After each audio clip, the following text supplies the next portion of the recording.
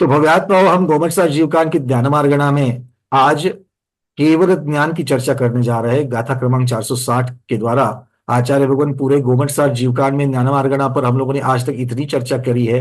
मति ज्ञान, उसके भेद, श्रुत ज्ञान, अज्ञानों की चर्चा की, अवधि ज्ञान की इतनी विस्तृत चर्चा की। भव प्रत्यय, गुण प्रत्यय जो क्षयोपशम के कारण के निमित्त से होते हैं, ये दो भेद बने हुए हैं। और क्षयोपशम की तरतमता की अपेक्षा से देशावधि, परमावधि, सर्वावधि ये भेद होते हैं। उसके बारे में भी अवधि ज्ञान हमने श्रुत ज्ञान के द्वारा जाना। मन पर्य ज्ञान को भी हमने श्रुत ज्ञान के द्वारा जाना। तो ये क्या इन ज्ञानों को प्राप्त करना ज्ञान की संपूर्णता है क्या? श्रुत केवली भगवान को, केवली भगवान तीर्थंकर भगवान की संपूर्ण दिव्य ध्वनि का ज्ञान हो जाता है। गणधर भगवान साक्षात श्रुत केवली होते ही होते हैं, पर उनको श्रुत केवली कह के उनको अलग से नहीं पहचाना जाता है। क्यों? क्योंकि वो नियम से केवल ज्ञान को प्राप्त करते हैं और मोक्ष को जाते हैं। पर उनके अंतर्गत जब वो द्वादशांग की रचना कर रहे हैं तो वो श्रुत केवली हो ही गए। और उस द्वादशांग को जान करके बाकी के इतर आचार्य भी श्रुत केवली हो सकते हैं। तो क्या श्रुत केवली होने मात्र से किसी को केवल ज्ञान हो गया? नहीं हुआ। और ऐसा क्यों?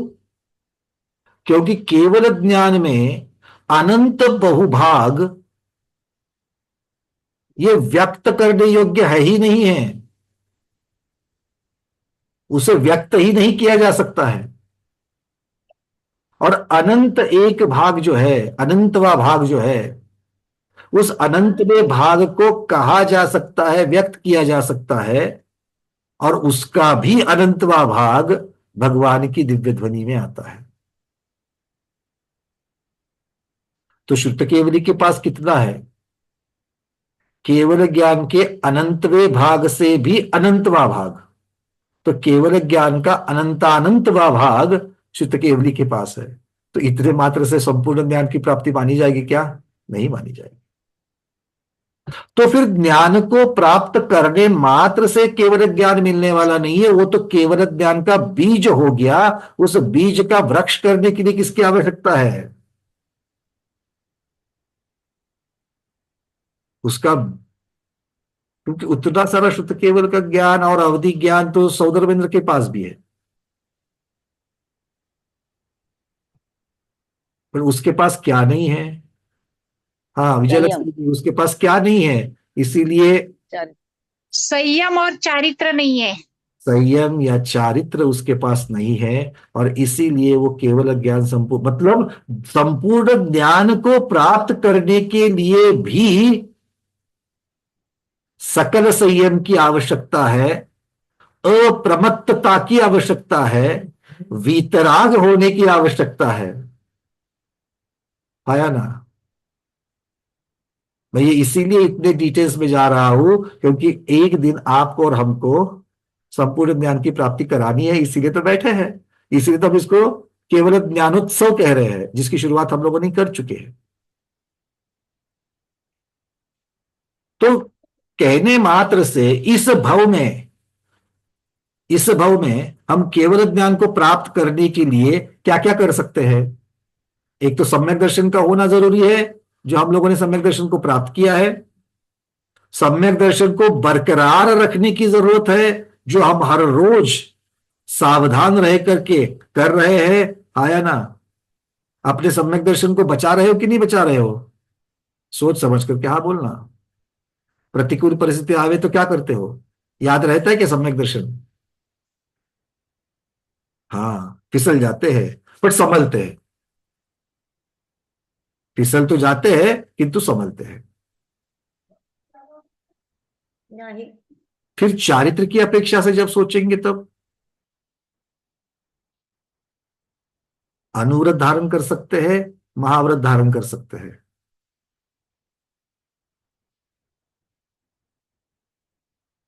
चेहरे एकदम से गंभीर हो गए। पर बात सही है कि नहीं? आप मुझे बताओ, सिर्फ ज्ञान प्राप्त करने से आत्मा का कल्याण होगा क्या?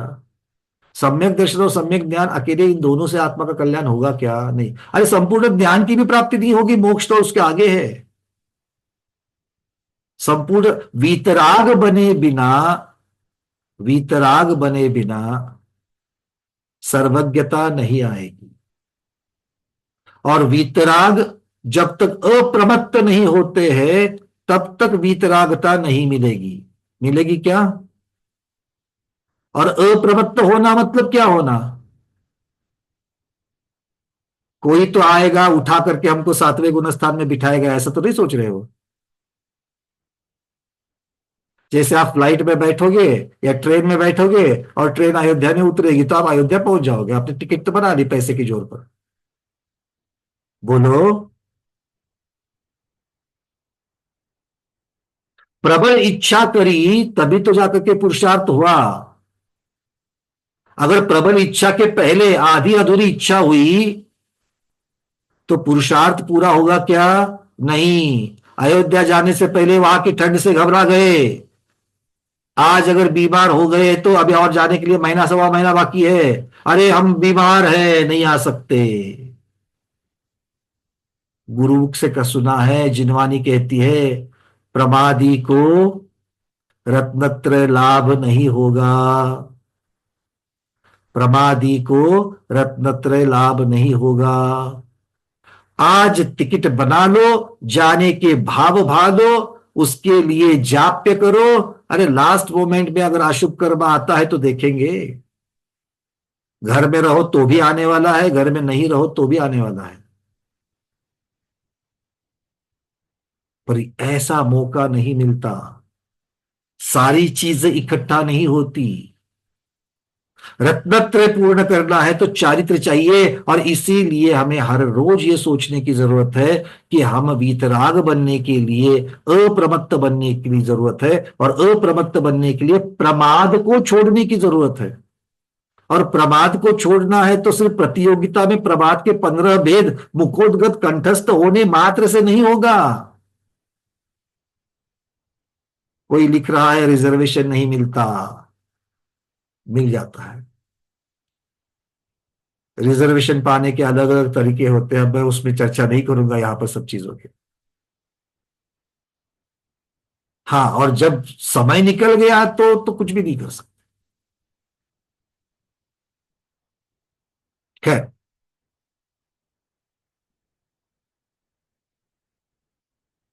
तो एक बात बताइए, प्रमाद को छोड़ना मतलब क्या करना है? अप्रमत्त बनना है तो क्या करना पड़ेगा? क्यों सारिका दीदी, वैजापुर? प्रमाद को छोड़ना है, अप्रमत्त बनना है मुझे, मैं तैयारी करना चाहता हूं, क्या करूं?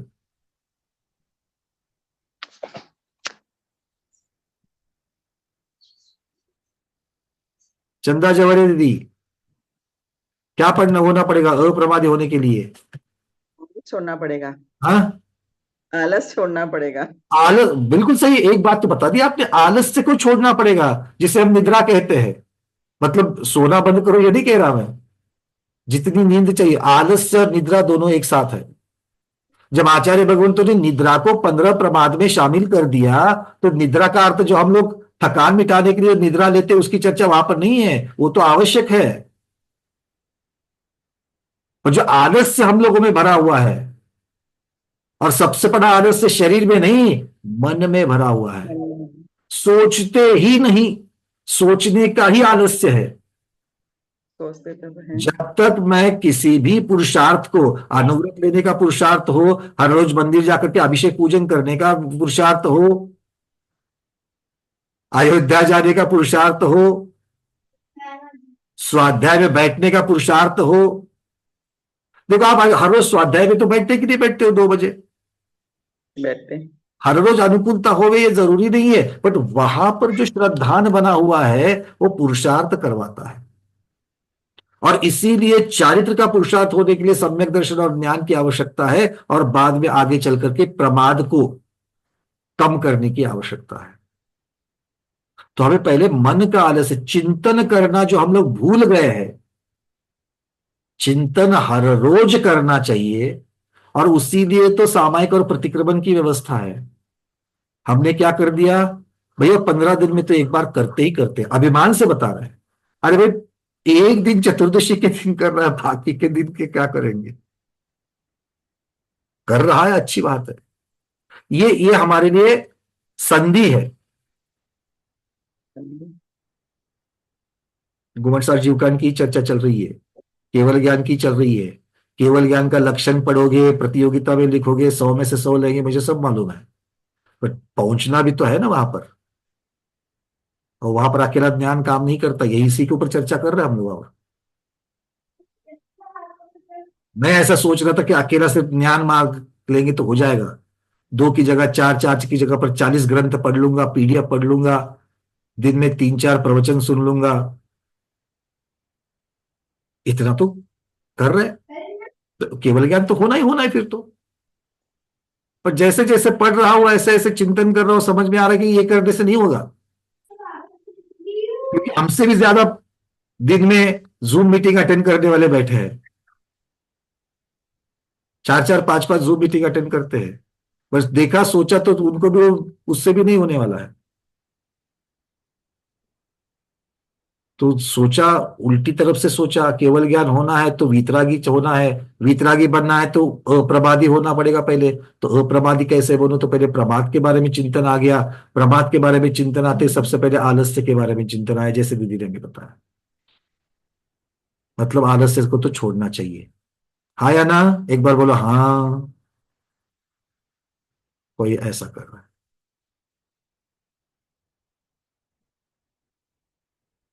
अरे हाँ तो बोलो, हाँ बोलने का तो आलस्य छोड़ो। हाँ हाँ, चलो ठीक है। और पंचेंद्रिय विषय को मंद करना पड़ेगा, क्योंकि 15 प्रमाद में शुरुआत पंचेंद्रिय के विषय में वश होना, ये सबसे बड़े प्रमाद है। तो उनको कम करो, 4 कषायों को मंद करो, छोड़ तो नहीं सकते हो, उनको मंद करो। विकताओं में मत उलझो। हाँ या ना? तो इनकी तैयारी करते करते करते करते करते इन्हीं को करने के लिए तो शुरुआत अनुव्रत से हो जाती है, चारित्र से हो जाती है। और अनुव्रत एक दिन बढ़ते बढ़ते बढ़ते प्रतिमाओं तक पड़ जाएंगे, और प्रतिमाओं से बढ़ते बढ़ते एक दिन महाव्रत में बढ़ जाएंगे। महाव्रत बढ़ करके फिर अप्रमत्त होने में सहायक हो जाएंगे। और अप्रमत्त कितनी देर तक के लिए होना है हमको? अप्रमत्त कितनी देर के लिए होना है? अरे बरसों तक थोड़ी होना है, अंतर मुहूर्त के लिए होना है। बट ऐसे होना है कि एक अप्रमत्त हो जावे तो केवल ज्ञान लेकर के आएंगे। पॉसिबल है कि नहीं है? पॉसिबल है क्या? सोच समझ कर बोलना। अप्रमत्त हो जावे और अंतर मुहूर्त में केवल ज्ञान नहीं होगा। अरे भरतेश चक्रवर्ती में सिद्ध करके रखा है, अंतर मुहूर्त में कर सकते हो सारी चीजें, बिल्कुल कर सकते हैं। तो भरतेश सिद्ध परमेष्टि की पूजन करते करते हम भी तो वही सिद्ध परमेष्टि की अवस्था पाना चाहते कि नहीं चाह रहे हैं? क्या ऐसा कुछ है?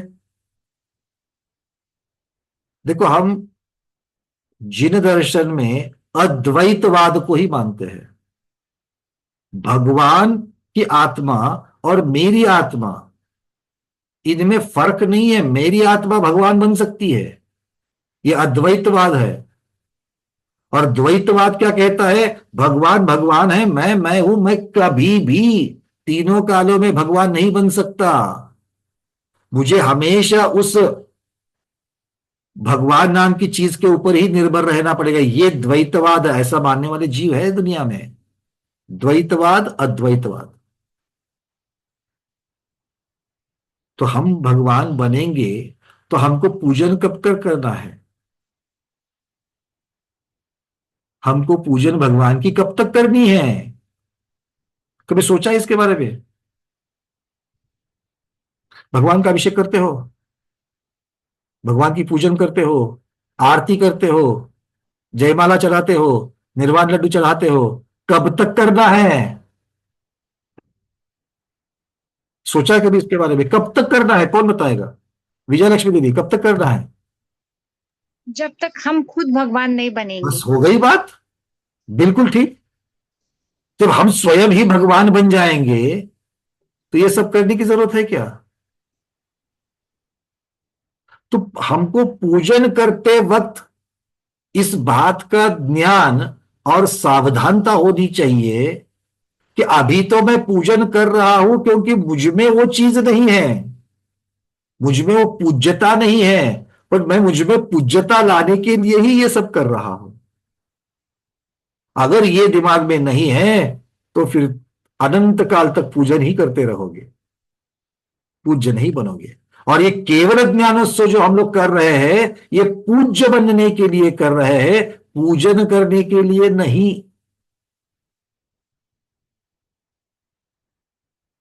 तो ऐसे केवल ज्ञान को, जो हम लोग इतनी चर्चा इस केवल ज्ञान की कर रहे हैं, वो केवल ज्ञान का लक्षण क्या है? तब आचार्य भगवान कह रहे हैं, चलिए अब चलते हैं गाथा क्रमांक 460। आपके पीडीएफ में भी है, वो यहां से मैं दिखा रहा हूं।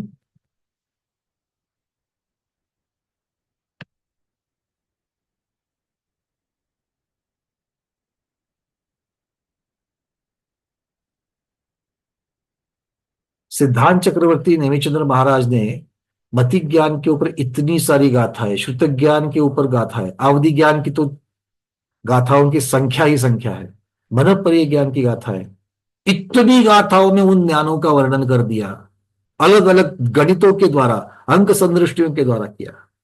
केवल ज्ञान को सिर्फ एक गाथा मिली है पूरे गोमट सार जीव कांड में, केवल ज्ञान को अकेली एक गाथा दी है।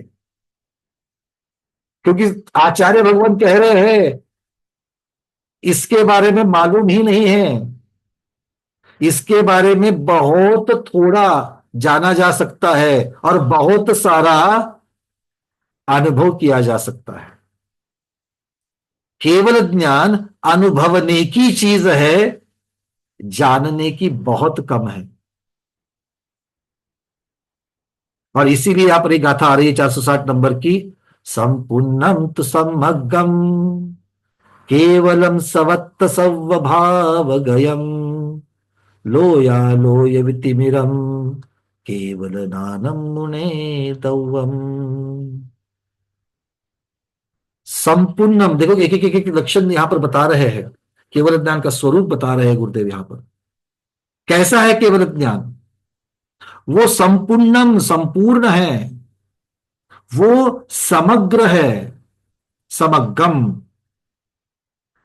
बहुत बार लोक व्यवहार में हम इन सभी पर्यायवाची शब्दों को अपनी मर्जी से लगाते हैं।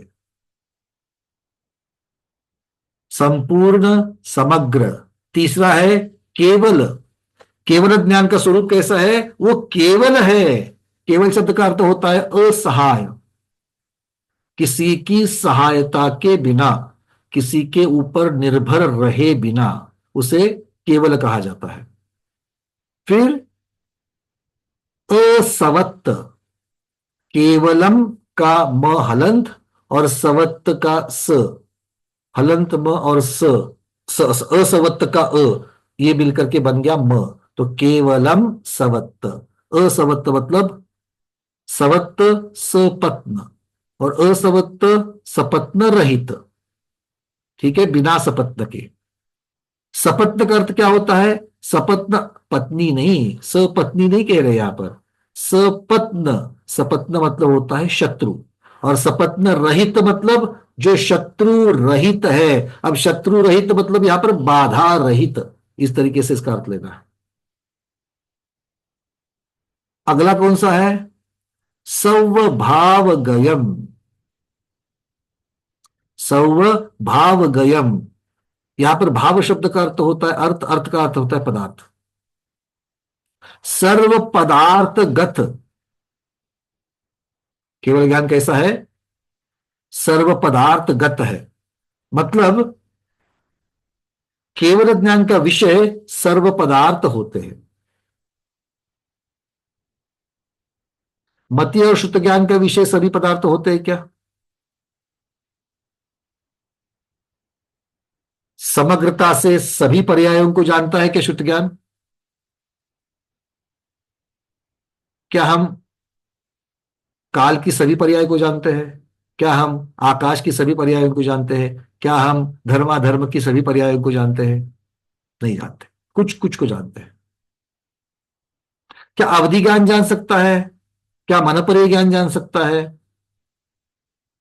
वो भी कुछ पर्यायों को जानता है, सूक्ष्मता से जानता है, परमाणु तक जानता है, किंतु कुछ पर्याय को जानता है।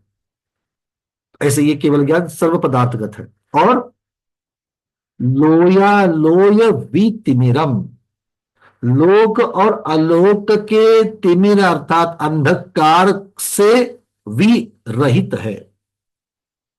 लोक और अलोक के अंधकार से रहित।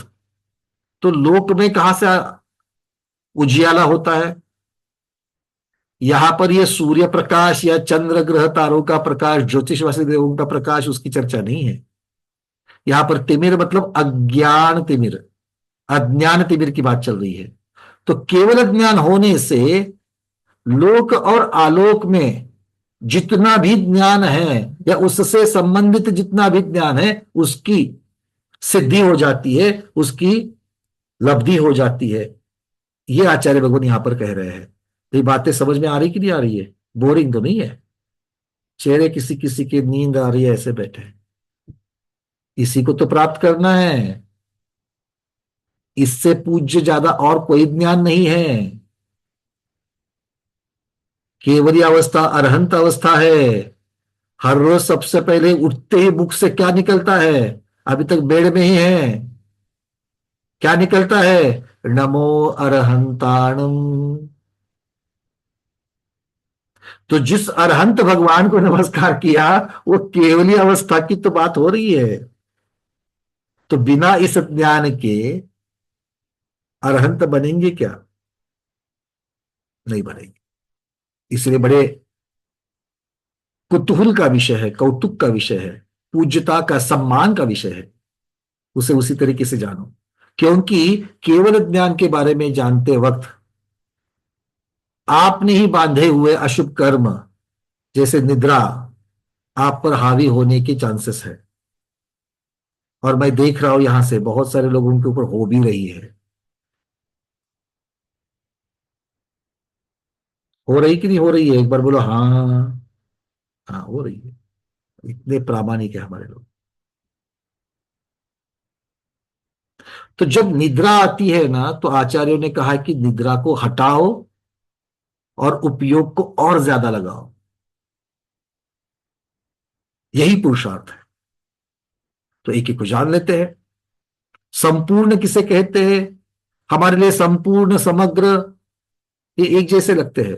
तो आचार्य कह रहे संपूर्ण किसे कहेंगे? अनंत दर्शन, अनंत वीर, क्षाइक सम्यक। तो ऐसे अनंत गुणों से पूर्ण होना, परिपूर्ण होना ही संपूर्णता है। बाकी के किसी ज्ञान में आपको अनंत दर्शन, अनंत वीर्य प्राप्त होता है क्या?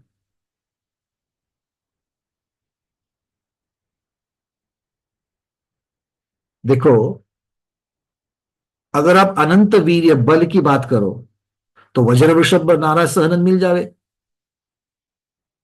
तो कितना बल आ जाएगा आदमी को? आएगा कि नहीं आएगा? पर क्या वो वज्र वृषभ नाराज सहनन मृत्यु को रोकता है? मेरे पास दो जीव है वज्र वृषभ नाराज सहनन वाले। एक पुरुषार्थ करके केवल ज्ञान को प्राप्त कर दिया और दूसरा वज्र वृषभ नाराज सहनन है किंतु उसने केवल ज्ञान को प्राप्त नहीं किया है। तो जिसने केवल ज्ञान को प्राप्त नहीं किया है मतलब अगली आयु बांधी, तो इस भव में मरण तो होना पक्का है, हा या ना? तो उस मृत्यु को रोकने का बल उस वज्र वृषभ नाराज सहनन में है क्या? नहीं है। इसका मतलब है यहां पर ये अनंत वीर्य की बात जब चल रही है, ये शरीर के बल की बात नहीं कर रहे हैं, ये आत्मा के बल की बात कर रहे हैं। अभी आपके पास बल है कि नहीं है? अच्छा, आपको वीकनेस आता है कि नहीं आता है? अरे उठते बैठते आता है भैया, क्या बताएं। वीकनेस तो आता है। अच्छा, अभी जितना वीकनेस है, और डेंगू चिकनगुनिया फ्लू आदि जब हो जाता है, तब जो वीकनेस आता है वो ज्यादा होता है कि नहीं होता है? मतलब हमारा वीकनेस कम ज्यादा होता है कि नहीं होता है? अगर वीकनेस कम ज्यादा होता है मतलब हमारी शक्ति भी कम ज्यादा हो रही है। तो ये शक्ति कम ज्यादा क्यों हो रही है, किसकी वजह से हो रही है, कौन करा रहा है? कौन करा रहा है? दो निमित्त है।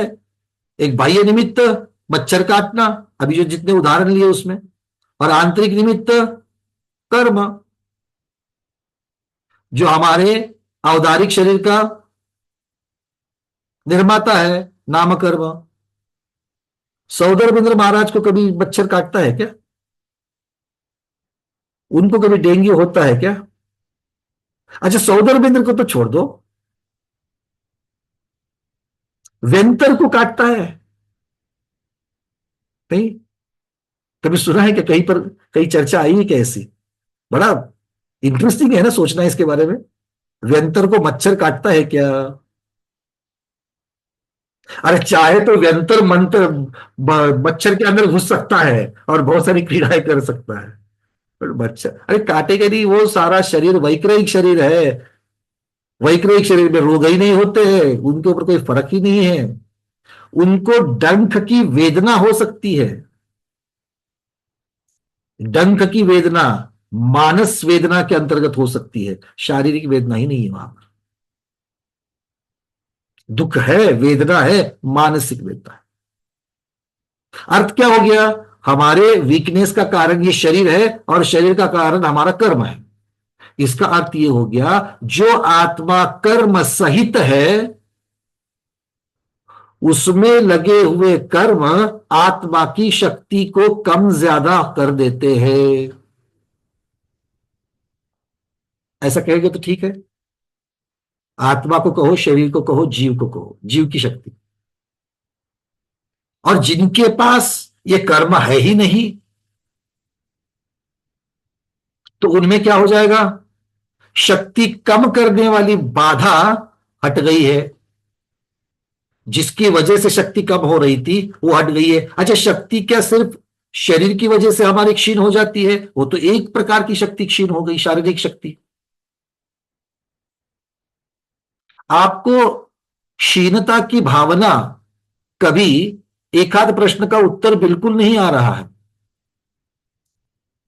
जब यहां से पूछा जाता है और उत्तर नहीं आ रहा है, तो आपको वो अज्ञानता की भावना हो रही कि नहीं हो रही है?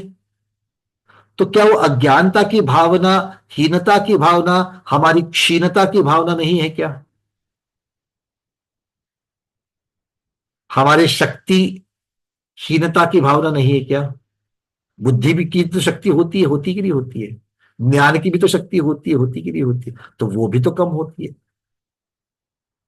इसका अर्थ क्या हो गया? यहां पर जो अनंत वीर्य कह रहे हैं, वो अनंत वीर्य अनंत ज्ञान की वजह से और वीर्य में डालने वाली सभी बाधाओं को हट जाने की वजह से हमको प्राप्त हुई है। क्योंकि ज्ञान में बाधा डालने वाला कौन था? ज्ञानावरण कर्म था। ज्ञान में बाधा डालने वाला कौन था? ज्ञानावरण कर्म था। बाकी दुख पहुंचाने वाला कौन था? असाता वेदनीय कर्म था। वो अभी भी अरहंत अवस्था में तो है, सिद्ध में तो वो भी चला गया। अरहंत अवस्था में सत्ता में पड़ा हुआ है, किंतु उदय में आते वक्त साता में कन्वर्ट होकर के आएगा, क्षीण होकर के खत्म हो जाएगा, संक्रमित होकर के आएगा। मतलब वहां पर कोई दुख नहीं देगा। तो ये सारा अनंत वीर्य जो है, ये अनंत वीर्य कुल मिलाकर के आत्मा की जो शक्ति है उसकी चर्चा चल रही है। और आत्मा की शक्ति बहुत सारे कारणों से क्षीण हो सकती है। उन क्षीण करने वाले कारणों का अभाव होने की वजह से यहां पर अनंत वीर्य की उत्पत्ति हो रही है। एक बाधा हट गई और दूसरा कारण भी हट गया। क्लियर है? इसी प्रकार से अब बाधा किन किन चीजों में आती है? दर्शन में भी आ सकती है। अब यहां पर न चक्षु से जानने वाला दर्शन की बात है, ना शरीर से जानने वाले इंद्रियों के द्वारा जानने की दर्शन की बात है, क्योंकि वही तो बाधक है, उसी की तो मर्यादा है। आया ना? इंद्रिय मार्गणा में हमने देखा पंचेंद्रिय जीव के चक्षु इंद्रिय की मर्यादा इतनी इतनी है। कितनी कितनी है? पंचेंद्रिय में, पंचेंद्रिय जीवों में चक्षु इंद्रिय की कितना योजन? याद आ रहा है कि नहीं आ रहा है? दीपा दीदी,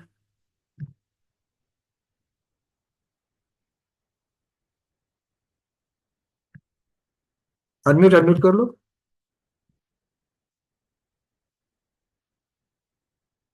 क्या हो गया? अनम्यूट नहीं हो रहा है? हाँ हो गया, बोलो। 47,629 हाँ,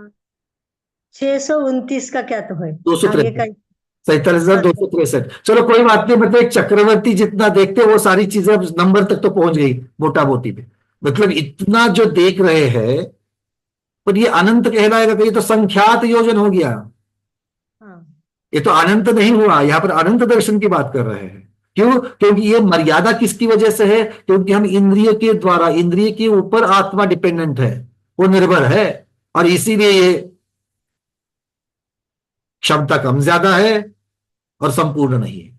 मतलब इस प्रकार से ये जो दूसरे के ऊपर निर्भर होने वाले जो दर्शन है, वो भी समाप्त हो जाने की वजह से ये किससे हो गया? ज्ञान की वजह से ही हो गया। घाती कर्म का नाश जब हो गया, तो घाती कर्म के नाश के साथ साथ में दर्शनावरण कर्म, ज्ञानावरण के साथ साथ में दर्शनावरण कर्म का ही नाश हो गया है, और अनंत दर्शन इसके साथ में उत्पन्न हुआ। तो ये आत्मा परिपूर्ण होती है। कब परिपूर्ण होती है? केवल ज्ञान होने पर परिपूर्ण होती है। तो केवल ज्ञान जब होता है, तो ज्ञानावरण कर्म की प्रमुख कारण ज्ञानावरण कर्म का क्षय, और बाकी के गौण कारण कौन कौन से हैं? संपूर्णता का स्वरूप प्राप्त करने के लिए केवल ज्ञान के। ध्यान से सुनना, बड़ा महत्वपूर्ण विषय चल रहा है ये, हल्के में मत लेना इसको, बड़ा सूक्ष्म विषय है ये। क्योंकि हम केवल ज्ञान को अकेले ज्ञानावरण कर्म के क्षय की अपेक्षा से यहां नहीं देख रहे हैं, तो घाती कर्म के क्षय की अपेक्षा से केवल ज्ञान में क्या गुण प्रकट हो रहे हैं उसकी चर्चा कर रहे हैं। अकेले ज्ञानावरणीय कर्म जाने से आनंद दर्शन होगा क्या? नहीं होगा। उसके लिए दर्शनावरण कर्म जाना जरूरी है, यह प्रमुख कारण हो गया, बट वो उसके साथ ही होता है, इसीलिए यह भी चीज प्रकट हो रही है।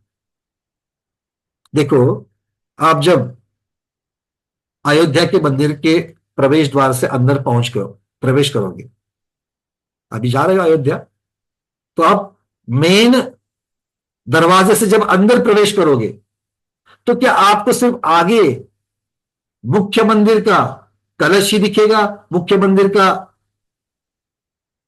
शिखर ही दिखेगा? क्या उसके आजू बाजू में दिखने वाले ऑफिस है, धर्मशालाएं है, कुछ काम चल रहा है, ये भी सब दिखेगा कि नहीं दिखेगा? छोटा सा उदाहरण लेते हैं। प्रमुखता से क्या दिख रहा है? प्रमुखता से क्या दिख रहा है? बड़ी मूर्ति का मंदिर दिख रहा है, उसका शिखर दिख रहा है, और गौणता से और भी चीजें दिख रही है। और वो और भी चीजें क्यों दिख रही है? क्योंकि वो वहां पर एक साथ उत्पन्न हो गई। कहां पर? मेरे दृश्य में। जैसे ही मैंने मेन दरवाजे से प्रवेश किया, ये सारी चीजें एक साथ उत्पन्न हो गई, और एक साथ उत्पन्न हो गई, वहां पर मुझे प्रमुख चीज के साथ साथ में गौण चीजों का भी प्रादुर्भाव हो गया, उसका भी लाभ मुझे हो गया। ऐसे ही ज्ञानावरणीय कर्म का जैसे ही नाश होकर के केवल ज्ञान प्राप्त होता है, उसी समय दर्शनावरण का भी नाश होता है, इसीलिए अनंत दर्शन प्राप्त होता है। और अंतराय का भी नाश होने की वजह से अबाधिता आदि जो सारे जो गुण है, ये सब गुण उसमें प्रकट हो जाते हैं। और वो सारे गुण किसके कहे जाएंगे? महाद्वार से अंदर जाने के। ये दृश्य क्यों प्रकट हो गया? महाद्वार से अंदर जाने की वजह से। वैसे ही यहां पर ये सारे गुण क्यों प्रकट हो गए? केवली होने की वजह से। बात समझ में आ रही है? एक दूसरे के साथ कैसे संबंध जोड़ रहे हैं। इसलिए संपूर्ण के ज्ञान की अपेक्षा तो संपूर्ण है ही है, किंतु गुणों की अपेक्षा से भी पूर्ण हो रहा है। ये यहां पर महत्वपूर्ण बात बता रहे हैं। दूसरा है समग्रता। अब समग्र क्यों कह रहे हैं? समग्र का अर्थ क्या होता है? उसके अंदर जो जो चीज भरी होती है वो परिपूर्ण होना, अब उसमें से किसी चीज को बाकी नहीं रहना, उसे समग्रता कहते हैं। खीर में जो जो चीजें डलनी चाहिए वो सारी चीजें जब पड़ जाती है तब जाकर के खीर समग्र होती है। थोड़ा सा केसर आज नहीं है घर में, तो खीर में केसर नहीं डला, तो खीर को खीर ही कहेंगे, पर क्या खीर समग्र कहलाएगी? अरे बोलो तो सही, आज लड्डू की बात नहीं, खीर की बात चल रही है। नहीं, मतलब उसमें अपूर्णता आ गई, समग्रता नहीं है। जो जो चीजें जितनी जितनी पढ़नी चाहिए वो जब पड़ेगी तब जाकर के समग्रता। आचार्य कह रहे हैं ज्ञानावरण और वीर्यांतर कर्म के संपूर्ण नाश से जो निराबाध है, बिना बाधा के है। केसर घर में नहीं होना, ये केसर के उपलब्धता की बाधा हो गई कि नहीं हो गई? तो वो हट जाएगी तो केसर उपलब्ध हो जाएगा और समग्रता आ जाएगी। वैसे ही यहां पर ज्ञानावरण कर्म का संपूर्ण नाश हो गया, इसीलिए आधे अधूरे ज्ञानों का भी नाश हो गया, तो ज्ञान संपूर्ण हो गया। उसी के साथ साथ में वीर्यांतराय कर्म का नाश होने की वजह से जो बाधा डालने वाले जो तत्व थे वो भी सारे हट गए। अभी आपके ज्ञान में बाधा डलती कि नहीं डलती है? कौन कौन डालता है? कौन कौन डालता है बाधा? जरा बोलो तो सही, आपके ज्ञान में कौन बाधा डालता है? अभी तो 2 बजे बैठे हो स्वाध्याय करने के लिए, कौन बाधा डाल सकता है? अब बोलो बोलो, चलो एक एक एक बोलो। अंजलि दीदी आपको क्या लगता है, कौन बाधा डाल सकता है? अपना अपना ही कर्म, ज्ञानावरण कर्म अरे अंतराय डायरेक्ट को कर्म तक मत पहुंचो, कोई उदाहरण दे दो ताकि उसको हम कर्म के साथ जोड़ सके। कभी कभी तो परिस्थिति ही आती है, कभी कभी मतलब अपनी हो ही सकता है कि कोई साक्षात आकर के बाधा डाले, आपको उठाए, नहीं नहीं ये काम महत्वपूर्ण है, समय चलिए आ वहां से। जाए। बिल्कुल, दूसरा बता ऐसा रहा भी हो है, सकता है, अपना आलस्य भी हो या फिर सकता है, अपना ही प्रमाद, मन, मन। अपना ही मन, अरे दूसरे काम को महत्वपूर्ण महत्व दे करके हम उसके पीछे चले जावे,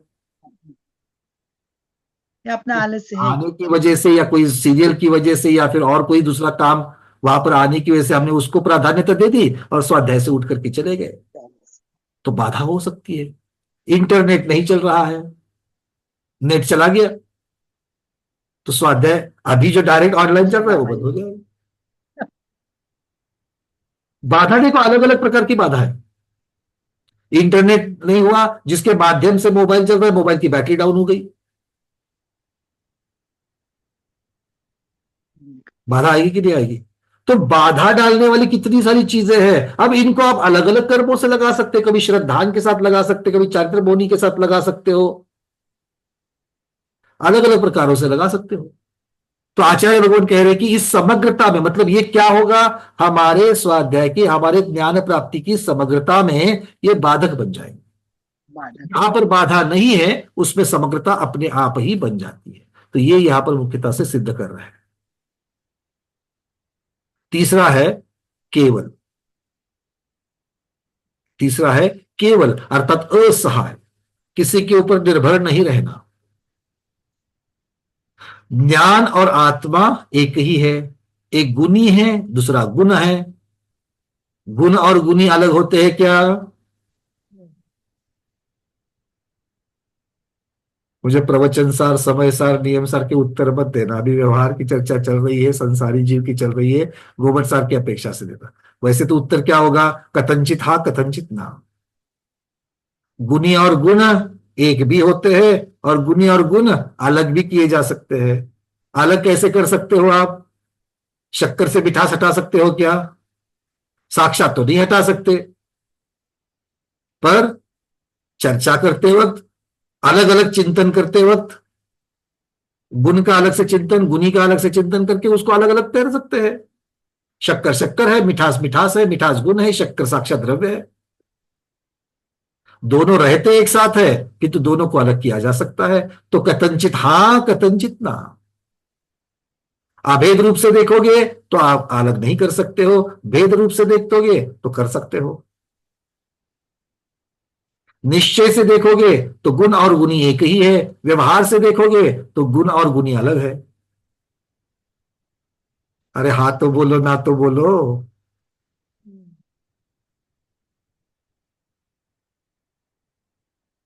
तो ऐसे ही यहां पर कह रहे हैं ज्ञान और आत्मा एक है जो किसी दूसरे की सहायता के बिना। अब देखो, ज्ञान और आत्मा एक ही है, मतलब आत्मा जब अब शुद्ध स्वरूप में प्रकट हो रहा है तो आत्मा को दूसरे की जरूरत है क्या? नहीं। ज्ञान में बाधा डालने वाला कोई है क्या? नहीं। दूसरे के ऊपर निर्भर रहने की जरूरत है क्या? नहीं। अभी हम लोगों को केवल ज्ञान प्राप्त नहीं हुआ है तो ज्ञान के लिए इंद्रियों के ऊपर इंद्रियों की आवश्यकता है कि नहीं है दूसरे के ऊपर हम लोगों को डिपेंडेंट रहना पड़ रहा है। अब ये दूसरे है कि नहीं है? सोच समझ करके हाँ बोलना। आंख आपकी है क्या? नहीं। बड़ा दुविधा वाला प्रश्न होता है नहीं? सब लोग बिल्कुल निश्चय से वीतरागी होकर के नहीं, आंख हमारी नहीं है। अगर आप आंख अब आपकी नहीं है तो फिर कमजोर होकर के जाकर पैसे डाल करके चश्मे क्यों बनाते हो? हाँ, और फिर हमारी जितनी बहनें हैं, माताएं हैं, वो तो पता नहीं और क्या क्या लगाती रहती है उसको और खूबसूरत बनाने के लिए। अगर आपकी नहीं तो क्यों सजाते हो? हमारी है कथनचित, कथनचित हमारी नहीं है।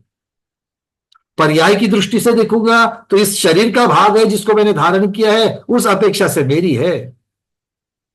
गलत नहीं है, ये वाक्य गलत नहीं है। पर भेद विज्ञान की अपेक्षा से देखूंगा तो इसके ऊपर मेरा स्वामित्व नहीं है क्योंकि मैं आत्मा अलग हूं और ये आंख अलग है। क्योंकि अगर ये मेरी होती तो देवगति में जाते हुए मैं साथ में लेके जाता। जाइए क्या साथ में? क्यों मैना दीदी, क्या विचार है? जाएगी? नहीं जाएगी। जो अपना है वो जाएगा, ज्ञान साथ में जाएगा कि नहीं जाएगा? अरे जो अपना नहीं है ऐसी भी एक चीज आपके साथ जाएगी, वो है कर्म। जितनों की निर्जरा हो चुकी वो तो आत्मा से हट गए, बाकी तो साथ में ही आएंगे वहां पर भी आकर के सताने के लिए। पर जो शरीर है वो तो पक्का छूट जाएगा। तो ये कहते हैं केवल असहाय, दूसरे के ऊपर निर्भर नहीं है, इसलिए केवल ज्ञान असहाय है। केवल ज्ञान को अब देखो, मुझे स्वाध्याय करने के लिए, ज्ञान को प्राप्त करने के लिए इंद्रियों की आवश्यकता है कि नहीं है? है। और केवल ज्ञान होने के बाद है क्या? किसी के ऊपर डिपेंडेंट नहीं है, इसलिए उसको केवल केवल कहा दिया। आगे सपत्न रहित, शत्रु रहित, बाधा रहित। बाधा कौन है? केवल ज्ञान में मुख्यतः से ज्ञानावरण कर्म अर्थात घाती कर्म। तो घाती कर्म नष्ट होने की वजह से अब शत्रु रहितता आ गई अर्थात सपत्न रहितता आ गई, इसलिए केवल ज्ञान को सपत्न रहित कहा। सर्व पदार्थगत, सकल पदार्थ अर्थात जानने योग्य विषयों को केवल ज्ञान जानता है, इसीलिए सर्व पदार्थ गत कहलाता है।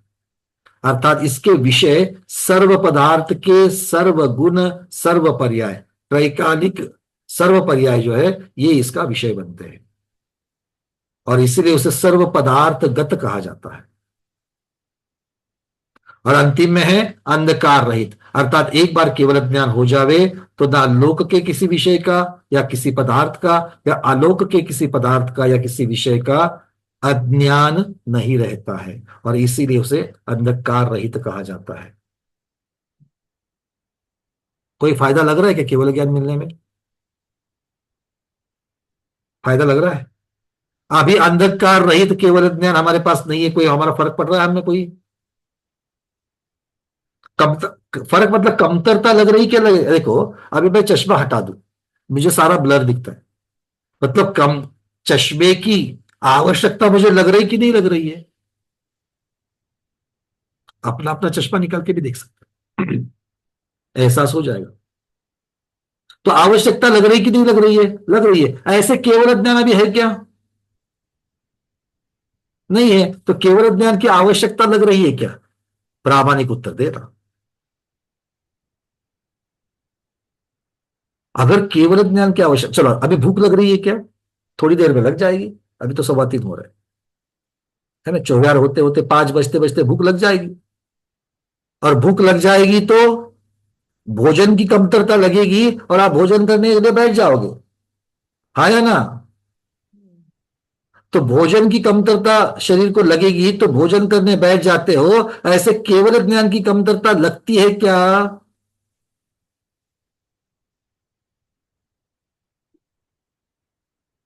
कोई हाँ कह रहा है, कोई ना कह रहा। देखो, ये मैं थोड़ा ऐसा आनंद इसलिए ले रहा हूं मैं इस चीज का, क्योंकि ये हमें सोचने पर मजबूर कर रहा है कि 24 घंटे में से कुछ ही समय है, और वो भी आप भाग्यशाली पुरुषार्थ करने वाले स्वाध्यायियों के पास है। आपने इस प्रकार की चर्या बना ली है कि स्वाध्याय नहीं है तो आपको छटपटाहट होने लगती है। मतलब वो आवश्यकता लग रही है आपको। अब आदतन होने की वजह से लग रही है, क्या सचमुच में केवल ज्ञान की कमतरता की वजह से वो छटपटाहट होती है? ये आप खुद देख लो। अगर केवल ज्ञान की कमतरता अगर है इसलिए छटपटाहट हो रही है तो बहुत अच्छी बात है, क्योंकि तभी तो किसी चीज की कमतरता लगने की वजह से तो हम उसको पाने का ही हम लोग पुरुषार्थ कर सकते, नहीं तो पुरुषार्थ नहीं कर सकते। अगर आपको अपना ज्ञान संपूर्ण लगता है, अरे बहुत बहुत स्टडी कर ली, काफी आए, दूसरों को देखो इतना भी नहीं आता। हमें देखो, अब ध्रुवहार की बात करते हैं, परमाणुओं की बात करते हैं, अंक संदृष्टि की बात करते हैं, अनुकृष्टि की बात करते हैं, स्पर्धकों की बात करते हैं, श्रेणी आरोहण की बात करते हैं। अरे ऐसे बड़े बड़े शब्द डालो तो दूसरा तो सुन सुन करके ही बेजार हो जाता है। अरे बाप रे, कितना स्वाध्याय कर रही हो। तो हमें क्या लगता है, बस अब तो सब।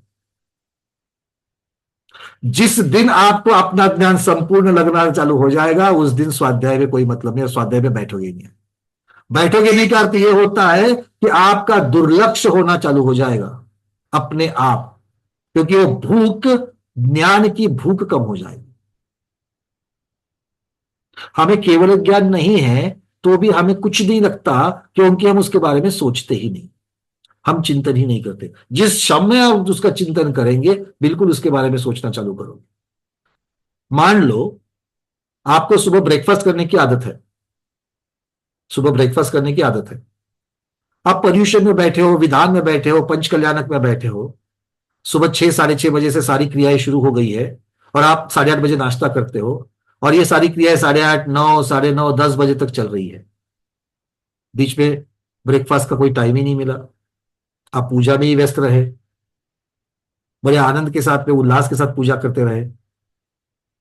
आपने 8:30 बजे नाश्ता क्यों नहीं किया उठ करके जा करके? आपके पास घर में कोई नाश्ता का सामान नहीं था, या बनाने वाला कोई नहीं था, आप नहीं बना सकते हो, क्यों नहीं बनाया?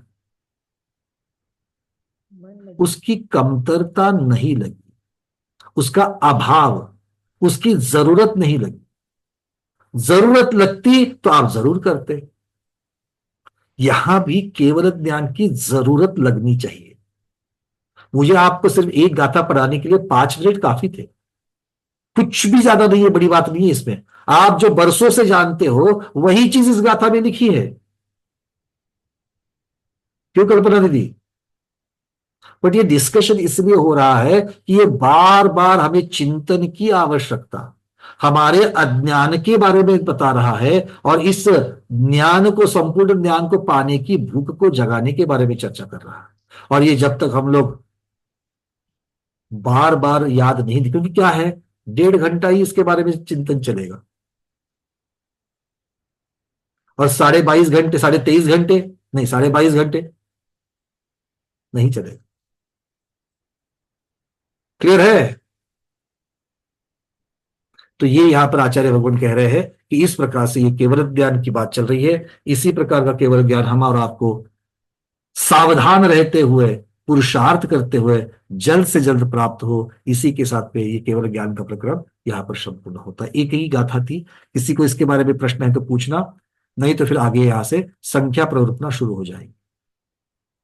2-3 हाथ ऊपर है, ये पहले के है क्या? प्रमोद जी, दीपा दीदी और पूर्णिमा दीदी। प्रश्न जिनके नहीं है वो हैंड रेज हटा देना। अच्छा चलो, किसी के पास प्रश्न है? हाँ जी, अरविंद जी बोलिए।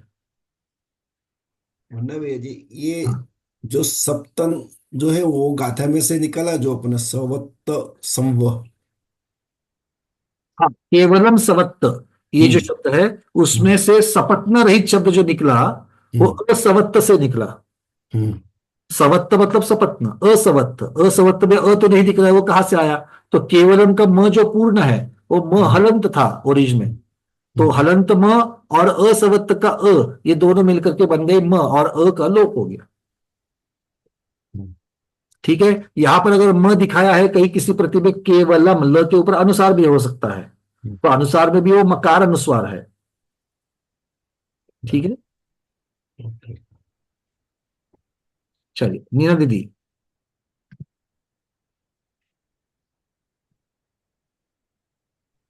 हाँ वंदना भैया जी। हाँ दीदी, वंदना आ, बोल। मैं हमेशा कहती थी ना कि मुझे वो गणित वाले संख्या वाले समझ में नहीं आता, वो बहुत डिफिकल्ट है। लेकिन आज एक एहसास हो गया कि मुझ में अभी केवल ज्ञान है, लेकिन मेरे ज्ञानावर्ण्य कर्म की वजह से अभी वो प्रकट नहीं है।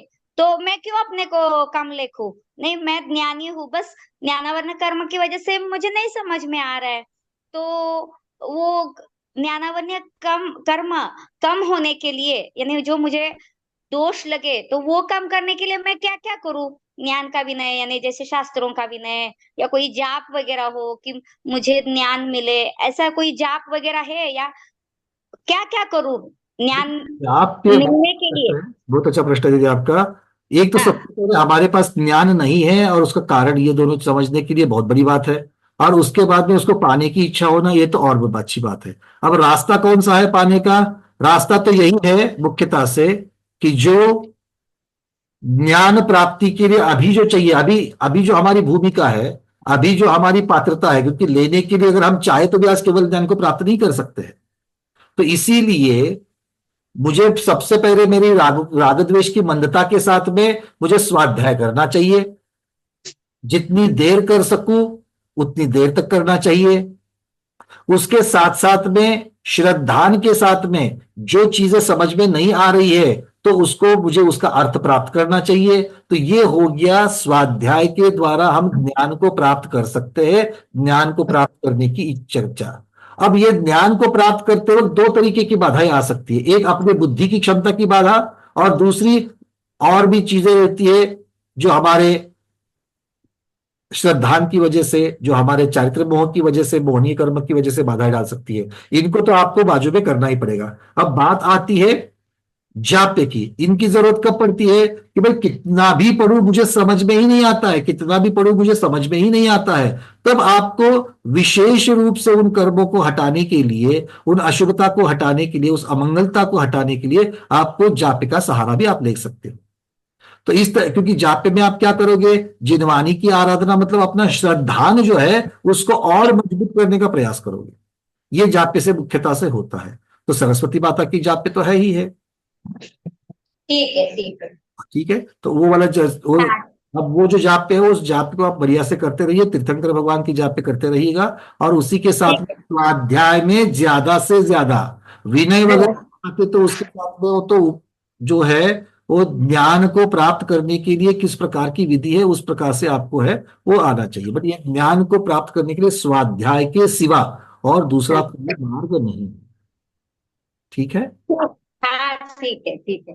वंदना, वंदना भैया जी। हाँ जी, वंदना वंदना।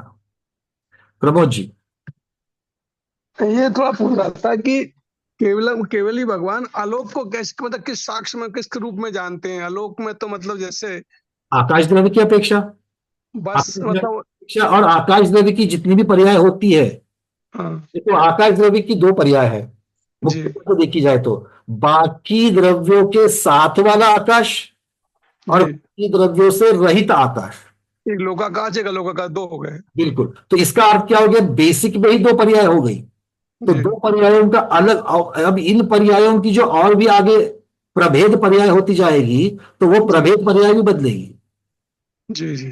क्योंकि आलोक आकाश का जो आकाश है वो दूसरे द्रव्य की अपेक्षा से पर्याय नहीं बनेगी, कि जो कि लोकाकाश में एक तो स्वयं आकाश द्रव्य की पर्याय तो बनती बनती है, किंतु दूसरे द्रव्य की अपेक्षा से भी बनेगी। मतलब जैसे लखनऊ के ऊपर का आकाश और पूना के ऊपर का आकाश, अब एक क्षेत्र की अपेक्षा से आकाश की पर्याय बन गई, किंतु ये किसी दूसरे द्रव्य की, पुद्गल द्रव्य की अपेक्षा से बन गई। वैसे आलोक आकाश में नहीं होगा, अलोकाश में स्वयं का परिणाम होगा, खाली वहां स्वयं स्वयं के के। अपेक्षा से वहां पर सारी पर्याय बनेगी। अब वो आज आप आपके और हमारे, अब अगर हम चर्चा करने बैठे तो भी बुद्धि के परे है, क्योंकि हमें मालूम ही नहीं कि वहां पर क्या है और उसके बारे में ज्यादा इंफॉर्मेशन नहीं, तो चर्चा क्या करेंगे उसके ऊपर। हाँ, वही मेरा मतलब, अच्छा वो कहीं मतलब आया भी नहीं। वहां पर इसका अर्थ ये नहीं कि वहां पर पर्याय नहीं हो सकते, अलग अलग पर्याय हो सकती है। तो मतलब ये मतलब इसका मतलब अलोकाकाश को अलोकाकाश के रूप में ही मतलब जानते हैं। बिल्कुल। उसके उसके बारे में कोई विशेष चर्चा आगम में नहीं है, तो मतलब केवल ज्ञान के माध्यम से कोई इसमें इसकी चर्चा नहीं है। उसके बारे में पूछा गया, उतना वहां पर दिव्य ध्वनि में आ गया कि भाई कितना पता चला आलोक आकाश में बाकी के द्रव्य नहीं होते। जब बाकी के द्रव्य नहीं होते हैं तो उसकी चर्चा ही कम हो गई, क्योंकि दिव्य ध्वनि में जो ज्यादा से ज्यादा जो चर्चा आई है वो दो चीजों की आई है। एक स्वयं जीव द्रव्य, क्योंकि पूछने वाला जीव द्रव्य है, और जीव द्रव्य को सबसे ज्यादा प्रभावित करने वाला पुद्गल द्रव्य है।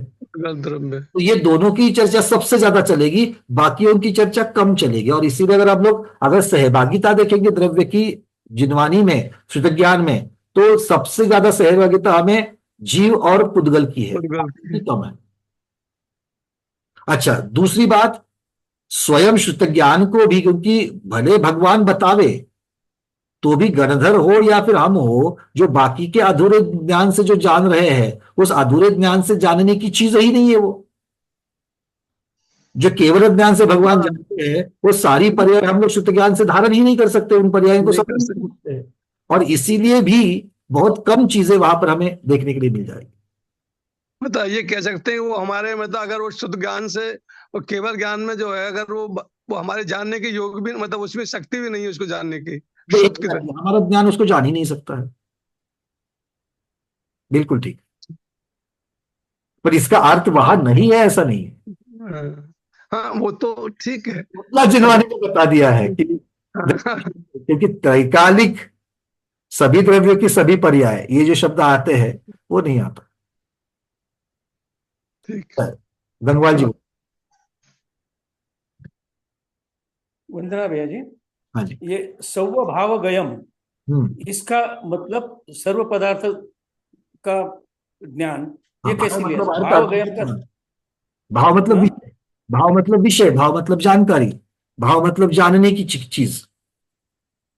तो फिर वहां से जानने की चीज पदार्थ, सर्व पदार्थ कैसे लिया उसको? जो जाना जाता है उसे तो पदार्थ कहते हैं। अच्छा, जो जाना जाता है वही तो पदार्थ है। पदार्थ है। ठीक है ना, इसीलिए पदार्थ शब्द आ गया। हाँ, ठीक है भैया। अरविंद जी ने कुछ यहां पर अभी डाला था।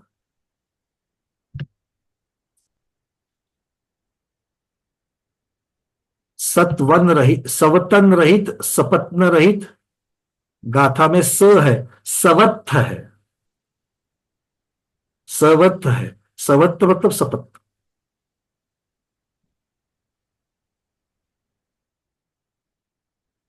चलिए, और कोई किसी को प्रश्न? तो आज यही रुकते हैं, अपना समय भी पूर्ण हो चुका है। तो आज के स्वाध्याय में इतना ही। कल हम ज्ञान मार्गणा की संख्या प्ररूपणा का जो विषय है, 4 गाथाएं है, उस गाथाओं की चर्चा करेंगे और उसके साथ में फिर हमारा ज्ञान मार्गणा का विषय पूर्ण हो जाएगा। आज के स्वाध्याय में इतना ही। आज के स्वाध्याय को गुरुओं के श्री चरणों में बारंबार नमोस्तु वंदामि इच्छा का करते हुए यहीं पर समापन करते हैं। जैनम जयतु शासनम, जैनम जयतु शासनम, जैनम जयतु शासनम।